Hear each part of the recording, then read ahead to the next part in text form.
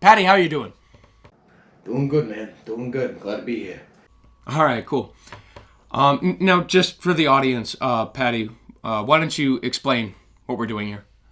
Yeah, sure. So we're going to be watching some movie clips today, and we're going to be fact-checking them for you, and we're going to be helping you to spot out the political rhetoric and the lies when you see them on the big screen. All right?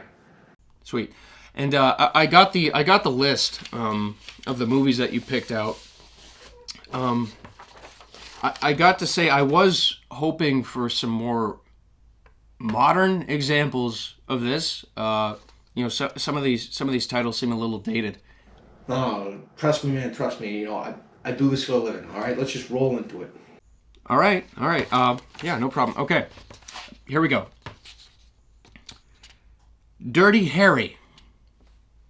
I don't want any more trouble like you had last year in the Fillmore district. Understand? That's my policy. Yeah, well, when an adult male is chasing a female with intent to commit rape, I shoot the bastard. That's my policy.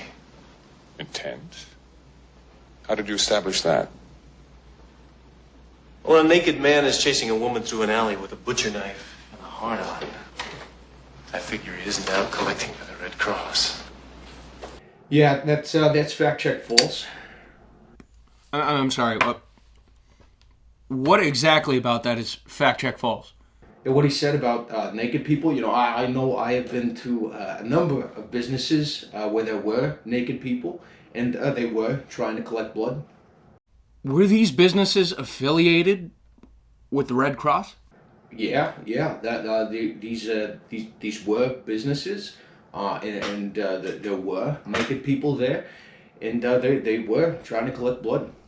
That is not an answer to my question. It's fact-check false. So why don't we just move on? Let's just keep rolling. All right. Okay. Clip number 2. City Slickers. God, I'm sorry, man. That'll never happen again. Yeah, see that it doesn't. I'm sorry, I thought we're on the same. You're doing fine.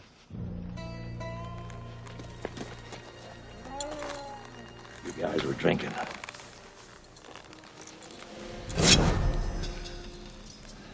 Don't let it happen again. Yeah, it's fact-check false. What do you mean fact-check false? What is this? Well, he says, don't let me catch you drinking again, and then they nod their heads, like they're not going to, but then they end up doing that again later in the movie, so that they lied. That's fact-check false as well. No, Paddy, we're supposed to be helping the audience identify political rhetoric and lies in entertainment, in modern entertainment, okay? Well, this next one's definitely going to be right up your alley. Let's just keep pushing forward, all right? Just trust me on this. Okay, all right. Clip number 3. Oh, okay. Here we are. This is a bit more modern. Falcon and the Winter Soldier. Go ahead. Is there a reason you're calling me? I'm trying to figure out if I need to kill your brother. I thought I could trust him. I got the impression that he and I had some things in common. But then it turns out he's working for your new Captain America. I didn't choose him. Who would you have chosen instead? My world doesn't matter to America. So why should I care about its mascot? Yeah, it's fact-check true. America has not ever cared for and never done anything for African Americans at all. What do you mean fact-check true? I'm pretty sure one of the greatest and bloodiest battles in history was called the American Civil War. How could you possibly say that America has never done anything for and never cared about African Americans?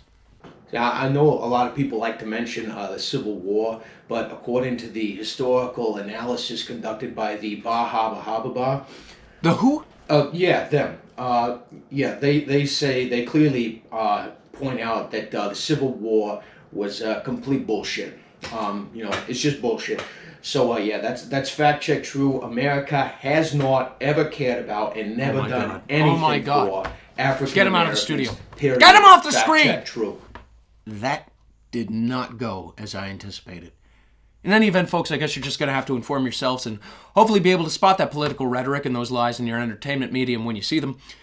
In any event, we were supposed to have a one-question Q&A tonight, again, with Alexandria Ocasio-Cortez.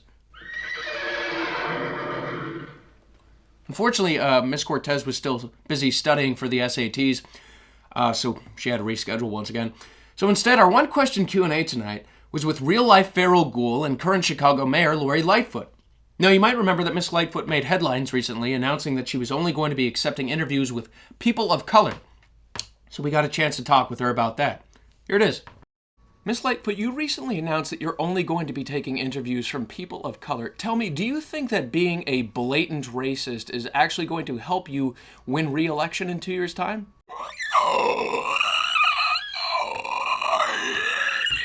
I'm sorry, I couldn't understand that. What the hell are you doing? Oh my god. Get the rope!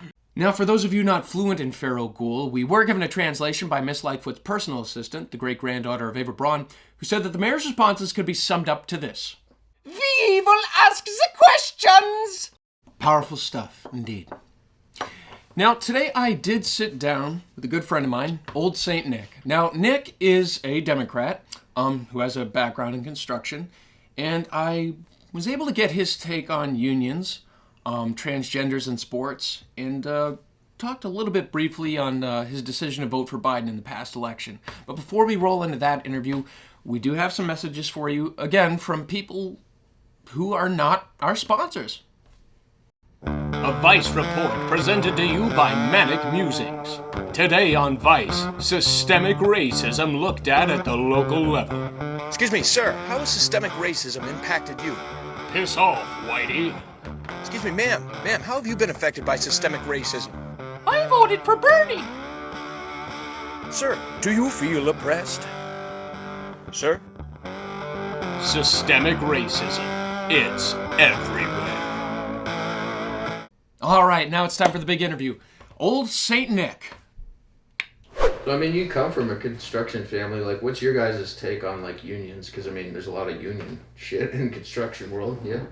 Yeah, I mean, I wouldn't necessarily say I have a strong stance, mainly because I'm not as educated on the topic as I wish I was. But, you know, my dad worked for a private construction company that does, you know, a lot of commercial construction. And yeah, I know, like, you know, those guys that are running the job, the owners of the job, they got to make money. And, you know, they often look for the lower bidders, the people that can do it for the right price. So, I mean, most of the time, that's not the union. So, yeah, and by most, I mean all the time. It's saying union mandate. Just start hitting it with the hammer. Especially with, you know, on these jobs. I mean, some of these jobs are pretty big size. They have some very firm deadlines that you have to hit.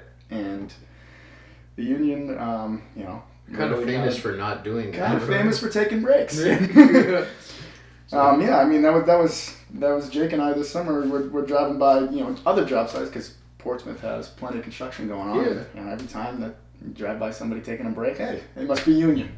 You know. Granted, I didn't actually know that you voted for Biden when I was visiting my brother and you called him or whatever and you were on speakerphone and I made a crack about Biden. I had no idea that you had voted for Biden. Yeah, I mean, like, my brother punched me. He's like, you know, he voted for Biden. I don't get sorry. Yeah, I mean, I don't. Yes, I did, but at the same time, I'm not like a ride or die Biden fan. Which, to be honest, I don't know how many of those there are out there. And like I said, I am like leaning more on that side of the aisle, and it really was, for many people, it was like the lesser of two evils from what people saw. That's honestly not the best I feel like for it, but yeah. Well, no, I get it. I feel like that's what it was in 2016. Exactly. My thing is like, I mean, however you feel on the political candidates, like regardless, is like when our top choices for president are Hillary Clinton and Trump, or Joe Biden and Trump. Like, these people are like older than Methuselah for starters. Where's the young blood? Second of all, when you get like one lady who's just like me, I, and then the other guy's like China, you know, China, and then the other guy's like, you know, it's like, what are we watching right now? Well, since you're a sports guy, obviously. So I mean, what's your take on the whole transgender thing into sports?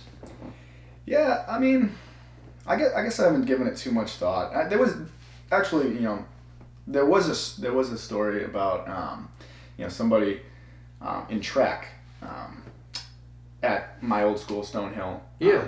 There was somebody who started their career out of high school and then into college. I believe the first 2 years started as a man, switched genders, and then began competing with the females and was breaking conference records, was right up there with national records. And it was like, I was close with a few girls on the team. Yeah. And it's like, how is this fair? These girls have busted their ass. What was their kind of thing on it?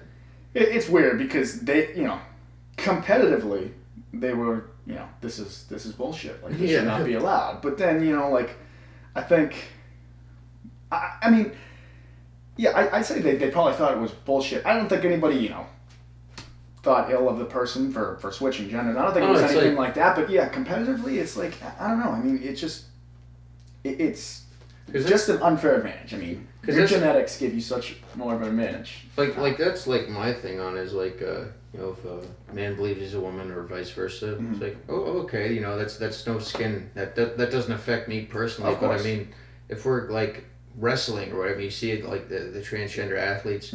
You're talking about a guy, a transgender guy who's like 6'3", taking on this woman who was very skilled in her sport, for women's sports, and just ripping the shit out of her. It's like, what am I watching right here? Especially combat sports. I mean, that's just dangerous to be doing something like that. I mean, I wouldn't want to see like people boxing like that. No. Can you imagine that? No.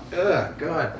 It'd be like seeing Hulk Hogan take on Sylvester Stallone in real life. You really think Sylvester Stallone's gonna win that fight? Gonna pick him up and throw him out of the ring? Yeah, God.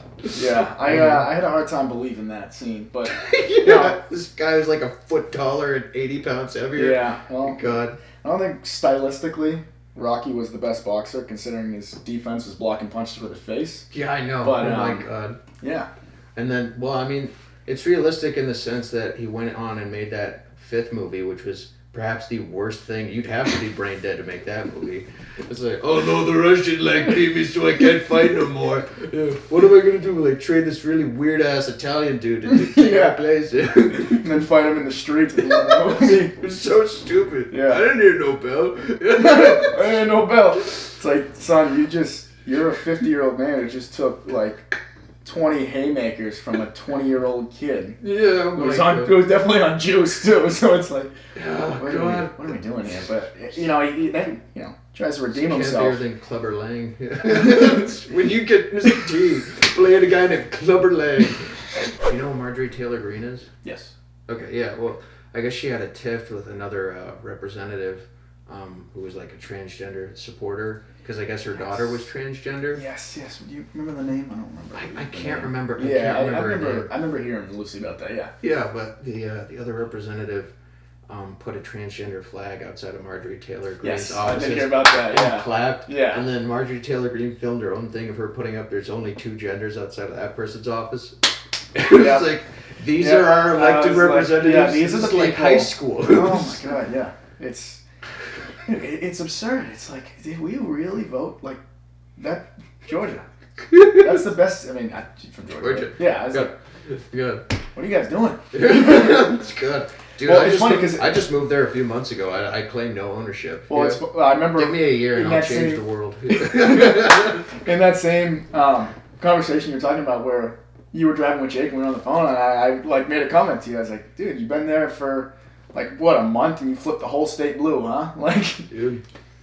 I was coming at it from the wrong angle. What I have found is that people down south will like, certain people at least, will like drop the N-bomb in the same way that Northerners drop, like, that's gay, bro, kind of thing. I was like, well, I was coming at it from the wrong angle. It's like, we're from the North. We're not racist. We're just homophobes. And, and I was coming at it from a homophobe perspective, and nobody took to that, and they all just turned blue. Yeah. And that was a conservative and a Democrat sitting down having a real conversation together, as people do. All right. Now, before we wrap up, we do have some announcements. we are going to be expanding upon the show, rather, with an additional weekly segment, Righty Tighty Lefty, starring myself and Jake Tastic, where we'll be riding around and having highly intellectual and comedic conversations, as one would expect, between a conservative and a liberal. That segment's going to be dropping every Thursday, and the main show will continue to air on Fridays. So hit the notification button, hit the subscribe button if you want to see more content from it. We're going to be rolling out additional segments going further into the season. But again, definitely hit the notification button and subscribe if you want to see more from our channel. Next week, we're going to be sitting down with Moderate Mike, and I'm going to get his take on cancel culture and censorship, and covering whatever weekly news stories seem to be breaking out. I'm sure there's going to be something ridiculous worth covering in that time.